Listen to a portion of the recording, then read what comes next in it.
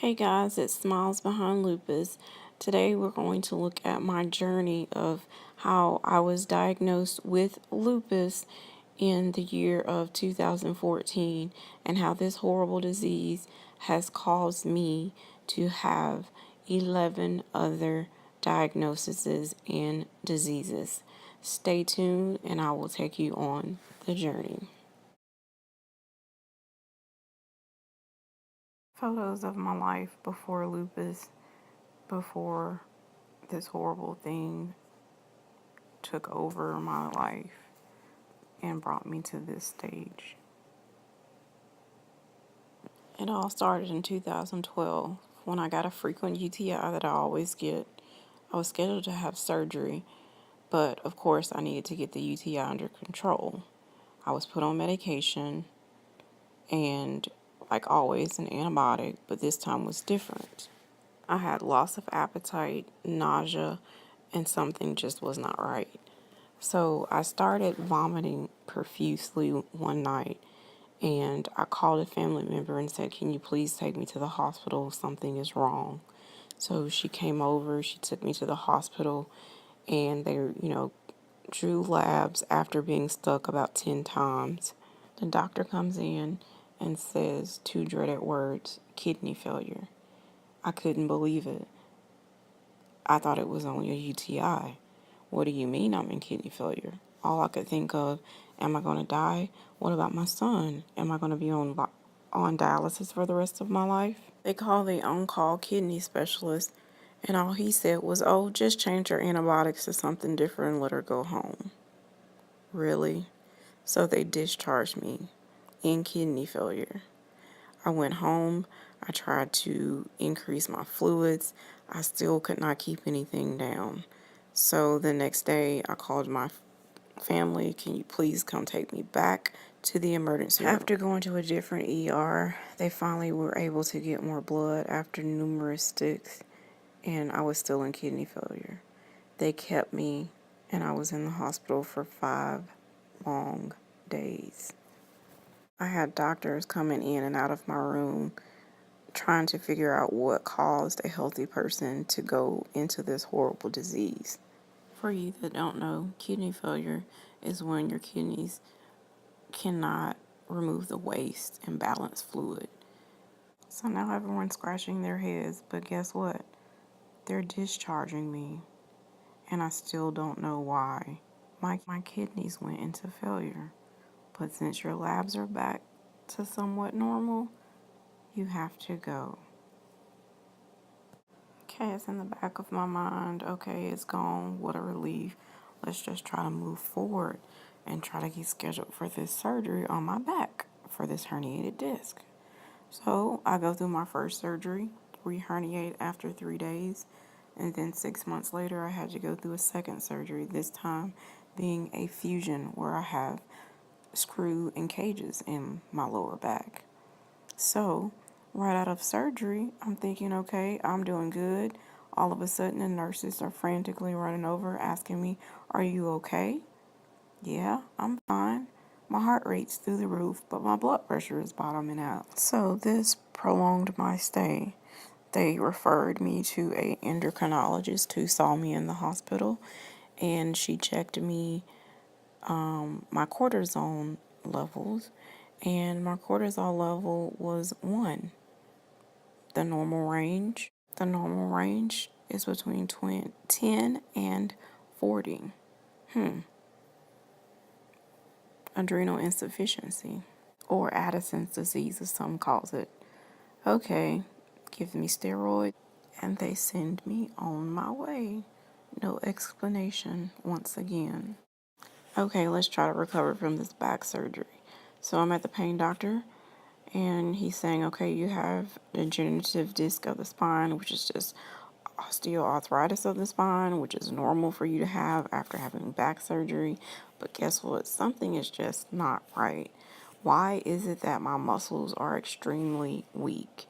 Why is it that it's hard for me to walk? The doctor was like, "We need to do some blood work because you should be better by now. You've done physical therapy, everything possible, injections, and you're not getting any better."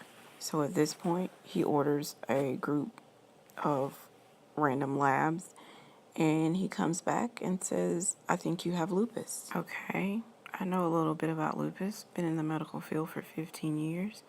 Now what? So he sends me to a rheumatologist. The one that he wanted me to see was on maternity leave, so I had to see an alternative. So he did more lab work, and this doctor says, nope, it's not lupus. So I kept getting worse and worse, and I told my husband, I think the doctor should be back now. I really need to get in to try to see her because something is just not right. And after seeing her redoing more lab work, she did confirm that it was lupus. This day was a relief, but a scare at the same time for the unknown. For years, I've suffered from migraines. It started at the age of 14. Doctors just said that, oh, it was related to my menstrual cycle. And my mom had migraines, so I guess I just thought that's what I was supposed to have. Migraines are severe headaches that cause vomiting or nausea and light sensitivity. Back to the pain doctor I go. Okay, it's confirmed you have lupus, but your back still isn't getting better. Oh, you have ankylospondylolisthesis. Yay. Ankylospondylolisthesis. I've seen this on the commercials. It's an inflammatory arthritis of the spine and large joints. Hey, Lord, I think that's enough, is what I'm saying to myself. Ended up in the emergency room. After being on Plaquenil, I developed severe stomach pains. I couldn't eat. I couldn't keep anything down. And they told me it was diverticulitis. And I'm thinking to myself, that is for old people. Diverticulitis is an inflammation and an infection that creates small pouches in the stomach's digestive tract. So they give me 2 antibiotics, send me home on a clear diet. So while taking antibiotics, you are not allowed to take your lupus medication. At the time, I was on Benlysta and Plaquenil. So I had to discontinue my medication and have no coverage whatsoever for my lupus while I try to fight off the diverticulitis.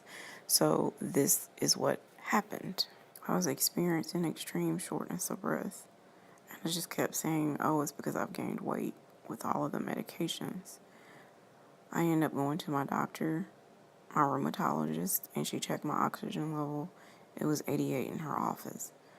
She told me I had to go to the emergency room. She wanted me to go by ambulance, but I told her I would just drive. I would be okay. By the time I made it to the ER, my oxygen saturation was 78. The normal oxygen level should be 100, or at least in the 90s. Guess what?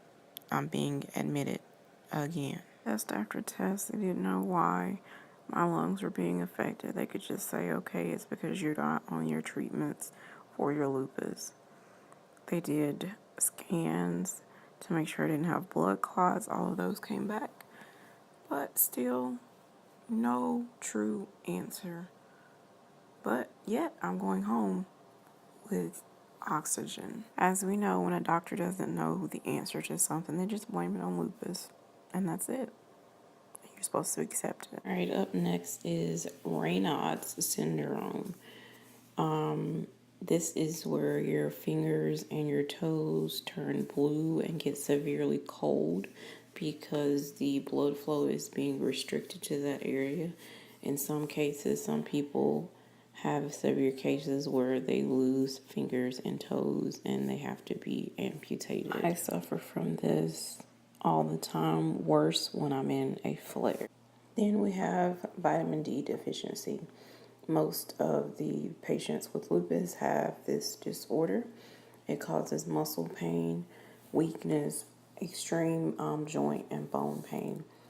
And of course, because we can't be in the sunlight, our vitamin D is low, so therefore we have to take vitamin D supplements or prescription medication. Next, after routine lab work, I was diagnosed with antiphospholipid syndrome, which is a blood disorder that leads to blood clots, miscarriages, which I did suffer a miscarriage in my 20s after having my son, but just didn't know why. I thought it was because I had endometriosis. Moving along to Sjogren's syndrome, dry eyes, dry mouth, cavities. I just thought it was my medication. Didn't know it was lupus related. Well, guys, that's my journey and how lupus has given me other diseases on top of having to just fight for your life every single day. I hope you guys enjoyed it. More videos to come. Don't forget to check out our collaboration Q&A videos coming soon with other YouTube subscribers that are fighting lupus and other autoimmune diseases. Don't forget to like, comment, and subscribe, and follow me on Instagram at Smiles Behind Lupus. Until the next video, be blessed.